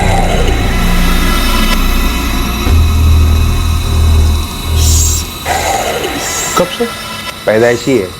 पहले इसके फादर को था, फिर माँ को। बहुत सैड स्टोरी है बेचारे की। अब कैसा है? ट्रीटमेंट चल रहा है यहाँ ये सिविल हॉस्पिटल में। ज़्यादा टाइम नहीं है इसके पास, बोल रहे हैं मैक्सिमम 1.5-2 साल और। इसलिए हम भी इसे ज़्यादा से ज़्यादा खुश रखने की कोशिश करते हैं। नसीब खराब है। नसीब का ऐसा है ना कि हम खुद अपना खराब नसीब अच्छा बना सकते हैं, लेकिन उसके लिए दिल पर पत्थर और दिमाग में थोड़ा सा जोर देना पड़ता है। क्या मतलब? सुनने में तुझे भले बुरा लगे, लेकिन हकीकत यह है कि कुछ अच्छा करो तो उसका कुछ फायदा होना चाहिए। तूने अपनी बीवी के मुंह बोले भाई के लिए बहुत कुछ किया, लेकिन ये खुद तुझे कुछ रिटर्न तो दे नहीं सकता।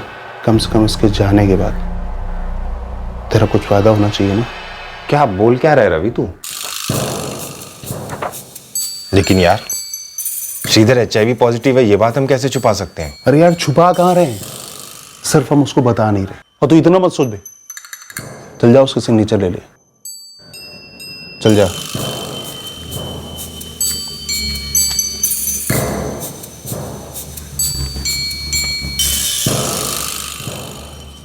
अरविंद, ये क्या कर रहे हो? श्रीधर की इंश्योरेंस पॉलिसी निकलवाई तुमने? हाँ। पर कैसे? उसे तो HIV है। तो क्या हुआ, रिकवर हो रहा है ना? 1.25 करोड़ की इंश्योरेंस पॉलिसी। गीता काफी खर्चा हो रहा है उसके ट्रीटमेंट पर। मगर तुम्हें उसकी इंश्योरेंस पॉलिसी मिली कैसे? वो मिल गई, तुम चिंता मत करो। अरविंद, इतनी बड़ी इंश्योरेंस पॉलिसी की प्रीमियम भी तो बड़ी होगी, कैसे भरेंगे हम ये सब? इंतजाम हो जाएगा गीता, तुम फिक्र मत करो। सर उन्होंने आपकी कंपनी से 35 लाख का बीमा कराया था श्रीधर रंगा के लिए, और आपने उस अमाउंट को क्लियर करके रिलीज भी कर दिया। फाइल मेरे सामने है, कॉज ऑफ डेथ एक्सीडेंट है और हमने पुलिस के साथ वेरीफाई भी किया था। पुलिस की क्लोजर रिपोर्ट भी हमारे पास है। गलत क्या किया हमने? गलती आपकी हुई है श्रीधर रंगा के इंश्योरेंस एप्लीकेशन को पास करने में। सर ये क्या कह रही हैं आप? मैं ये कह रही हूँ सर कि श्रीधर रंगा का असली नाम श्रीधर रंगा नहीं है, श्रीधर अंजया है वो। इस झूठ से शुरू होते हुए उसके बारे में सबमिट किया गया हर एक डॉक्यूमेंट फर्जी है। ये कैसे हो सकता है? अभी 6 महीने पहले हमने श्रीधर रंगा की नॉमिनी गीता मुदिराज को पॉलिसी की 35 लाख रुपए की रकम और bonus full and final handover कर दिया था। क्या आपको पता था श्रीधर को HIV है? आपने चेक किया था?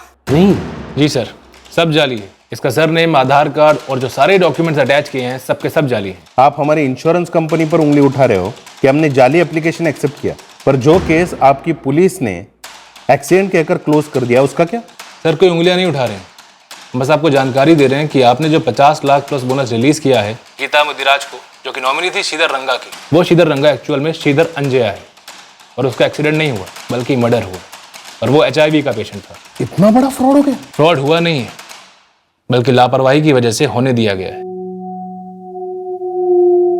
फोर्जरी क्यों की थी? ताकि श्रीधर का असली बैकग्राउंड इंश्योरेंस कंपनी को पता ना चले, बराबर ना? सर ये सब रवि ने किया है, ये सारा आइडिया उसी का है। अरे यार, तू कब से HIV पॉजिटिव का राग सुना रहा है? अरे HIV पॉजिटिव श्रीधर अंजिया है, श्रीधर रंगा नहीं है। इस बात को तू समझ ले। इंश्योरेंस कंपनी बैकग्राउंड की डिटेल चेकिंग करती है, 100% करती है यार। इस केस में 100% नहीं करेगी, क्योंकि इन बड़ी बड़ी कंपनियों को ना बड़े प्रीमियम से मतलब होता है और किसी से कुछ लेना देना नहीं होता है। और वैसे भी जो सारे पेपर बन रहे हैं वो श्रीधर रंगा के नाम पे बन रहे हैं, जो ऑन पेपर पूरी तरीके से HIV मुक्त है। इस बात पे कील ठोक दो मिस्त्री साहब। पर यार अरविंद, तूने तो कहा था ना कि डॉक्टर ने बोला है कि श्रीधर 1-1.5 साल से ज्यादा नहीं जिएगा। यार अब ज्यादा जी रहा है तो मैं क्या करूं? HIV की नई नई दवाइयां पेशेंट्स की जिंदगियां बढ़ा रही हैं और मैं तो मर रहा हूं ना मोटी मोटी प्रीमियम भरते भरते। 3 पॉलिसीज 50, 40, 35 टोटल 1.25 करोड़ का प्रीमियम भर रहा हूं। लगता है अगले प्रीमियम के लिए तो घर दुकान सब बेचना पड़ेगा, पैसे आई नहीं मेरे पास। इतना सारा और इतना बड़ा इंश्योरेंस लेने का मतलब था कि श्रीधर को 1-1.5 साल में मुक्ति मिलेगी और हम सबको प्रसाद। उल्टा डॉक्टर तो कह रहे हैं पिछले 2 साल में श्रीधर की तबीयत कई गुना बेहतर हुई है। अब बता करूं तो मैं क्या करूं? मार डालूं? क्या करूं? अगर ये नहीं मरा ना तो ये प्रीमियम भरते भरते तू जरूर मर जाएगा, और ये 100% सच है। इससे बेहतर है ये मर जाए। वैसे मारा जा सकता है। अबे नहीं यार, वो गुस्से में कह दिया था मैंने। पिता की जान है वो, मैं ऐसा कुछ नहीं कर सकता। कर सकते हैं। गीता, तुमने अपने ममेरे भाई श्रीधर को इतने प्यार से अपने बच्चे की तरह पाला, कहाँ गई वो सारी ममता? जब तुम्हारे पति ने इतना भयंकर प्लान तुम्हारे सामने रखा, तुम्हें रत्ती भर भी बुरा नहीं लगा? मैं तो पहले से ही कह रही थी, इतना सारा इंश्योरेंस लेना पागलपन है। लिया है तो भरना तो पड़ेगा ही ना। कोई जरूरत नहीं है, बंद कर दो। बंद कर देने से तो खत्म हो जाएगा ना। जो पैसा डाला है वो भी वापस नहीं मिलेगा। एक तरीका है जिससे पूरे 1.25 करोड़ हमें मिल सकते हैं। क्या? गीता, तुम्हें पता ही है श्रीधर कितनी दर्दनाक जिंदगी जी रहा है। HIV का वायरस उसे अंदर ही अंदर खाए जा रहा है।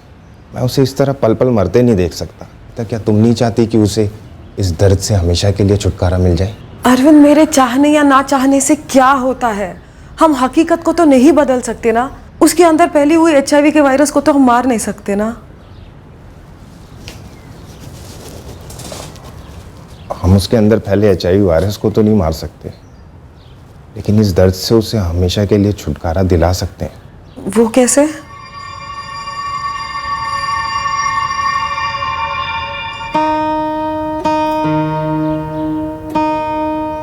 सुनने में जैसा भी लगता हो तुम्हें, पर सच ये है कि इससे श्रीधर को मुक्ति मिलेगी उसके दर्द से और हमें गरीबी से। वैसे भी श्रीधर अब तक जिया ही क्या है, आगे भी क्या जिएगा और कितना जिएगा? हकीकत तो नहीं बदल सकती। ये मौका है गीता, एक मौका है हकीकत को बदलने का। मना मत करो। अब वक्त आ गया है कि हम श्रीधर का दर्द दूर करें, और हम नहीं करेंगे तो कौन करेगा?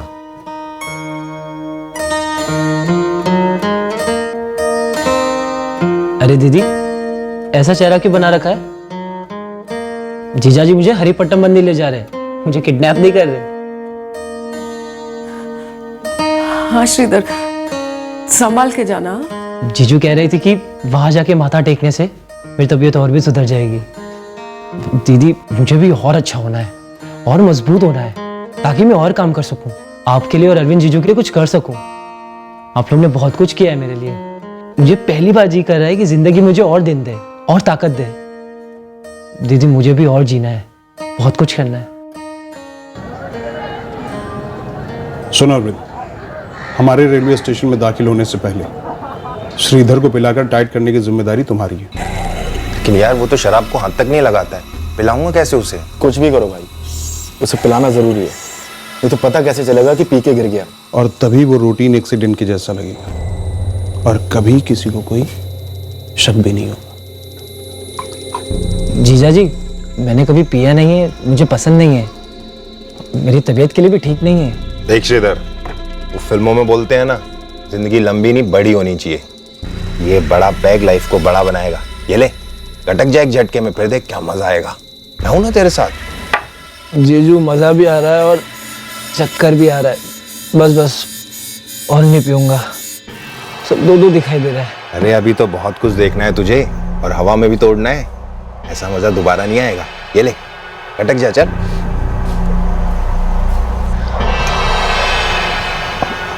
अरविंद, पिलाने से पहले श्रीधर को ट्रेन का टिकट लेने के लिए टिकट विंडो पर अकेले भेजना और उसको बोलना कि 2 अलग अलग टिकट ले। अगर वो पूछता है कि 2 अलग अलग टिकट क्यों, तो उसको बोलना कि ट्रेन में भीड़ बहुत ज़्यादा रहेगी और अगर हम लोग कहीं बिछड़ गए तो हमारी टिकटें हमारी जेब में होंगी। लेकिन श्रीधर को ही टिकट लेने क्यों भेजूं और 2 अलग अलग टिकट क्यों? ताकि हम में से किसी को कोई भी कहीं भी पहचान न सके। और 2 अलग अलग टिकट लेने का मतलब है कि श्रीधर अकेले सफर कर रहा था। 2 अलग अलग टिकट हरिपट। अरविंद, लोकेश, गंगा और मैं तीनों अलग अलग आएंगे ताकि कोई भी हमें एक साथ देख ना पाए। वैसे तो केस एक्सीडेंट का होगा और वैसे ही क्लोज होगा, लेकिन चांस नहीं लेना है। तहकीकात हुई तब भी हमें सेफ रहना। रेलवे स्टेशन के कोने कोने में सीसीटीवी है, पुलिस एक बार तो चेक करेगी, इसलिए उन्हें बिल्कुल दिखना नहीं चाहिए कि वो किसके साथ है और किससे बात कर रहा है। इसलिए टिकट खरीदने उसे अकेले ही भेजना। वैसे ये आइडिया मेरा है। चुप कर। जब देखो बच्चों की तरह मेरा आइडिया करता रहता है। और हाँ, मैं श्रीधर को अचानक से बोगी में मिलूंगा। ऐसा लगेगा जैसे कोई इत्तेफाक हो, और जैसे मैं तुम्हारे पास आकर बैठूंगा तुम टॉयलेट का बहाना बनाकर निकल जाना।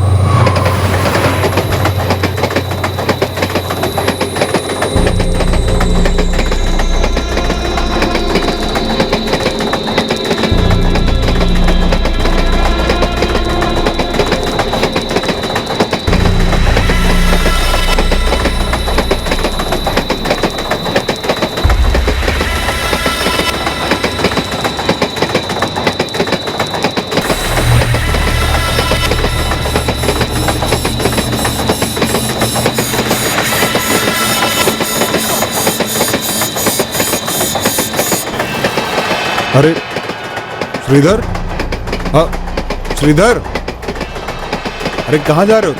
अरे रवि अन्ना, आप यहाँ, आप कहाँ जा रहे हैं? अरे मैं ये सलवापट तक जा रहा हूँ, अपनी ससुराल। मैं और अरविंद जीजू हरिपट्टम जा रहे हैं दर्शन के लिए। अरे वाह, बहुत अच्छी बात है। कुछ हमारे लिए भी प्रार्थना कर देना। अरे जरूर जरूर।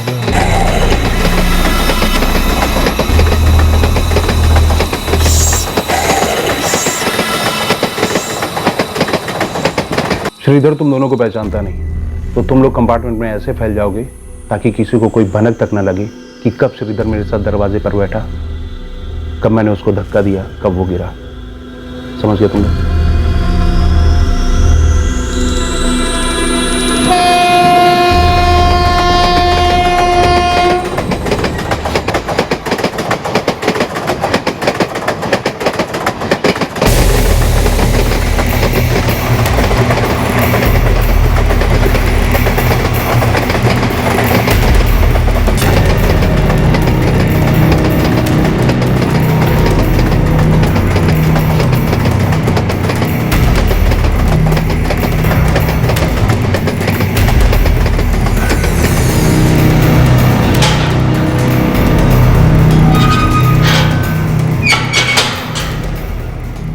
अर्जुन, सबके स्टेटमेंट्स ले लेना। ये यार, आप लोग मुझे क्यों पकड़ रहे हैं? चीटिंग तो मेरे साथ हुई है। अरे भाई, तू यहाँ और इतने अच्छे कपड़े पहनकर यहाँ क्या कर रहा है? लोकेश, किसी मासूम को इतने क्रूरता से मारने की सोच को आइडिया नहीं कहते, उसे साजिश कहते हैं। चीटिंग तुम्हारे साथ नहीं हुई, बल्कि श्रीधर के साथ हुई थी। इस कत्ल में तुम भी इतने जिम्मेदार हो जितने रविकांत नागार्जुना, गंगा रेड्डी और अरविंद मुदिराज है। ये हवलदार साहब, ये आदमी यही काम करता है क्या? अरे ये तो मेरे साथ बैठ के शराब पीता था। ए भाई,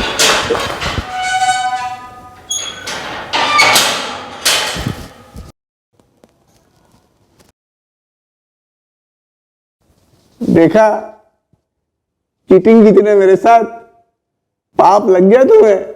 अब सबके सब भुगतेंगे। सर मैं मानता हूं हम लोगों से बहुत बड़ी लापरवाही हुई है, लेकिन सच कहूं तो मैंने कभी सोचा तक नहीं था कि इस एक्सीडेंट के पीछे इतनी बड़ी साजिश होगी। सर, श्रीधर रंगा का आधार कार्ड मिला था, उसकी आइडेंटिटी मिटाने की कोशिश भी नहीं की गई थी।